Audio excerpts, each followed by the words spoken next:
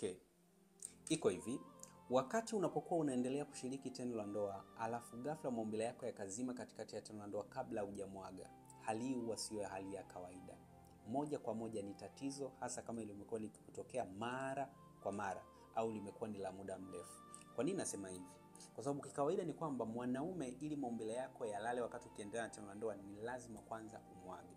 Kitendo cha maumbile kuzima katikati ya tendo la ndoa maana yake ni aidha mzunguko wako wa damu kwenye uume umekata ghafla, au ni homoni ya testosterone imeshuka ghafla, yani mbadiliko ya homoni, ile homoni balance. Kwa hiyo hali hii inavyotokea, ni lazima utajikuta maumbile yako yanalala katikati ya tendo la ndoa.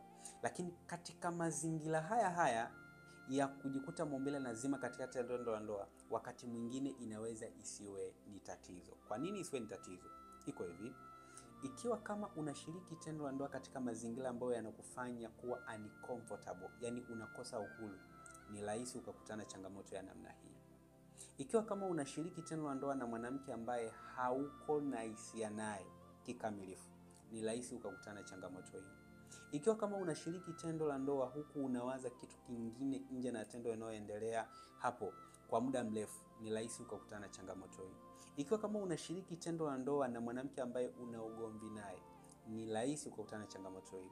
Ikiwa kama unashiriki tendo la ndoa kwa muda mrefu zaidi, ni rahisi ukakutana changamoto hii. Kwa hiyo ukijikuta maumbile yanazima katikati ya tendo la ndoa kabla hujamwaga, jiulize changamoto au sababu ni nini ambayo huenda inaweza kuwa imepelekea changamoto hiyo kutokea.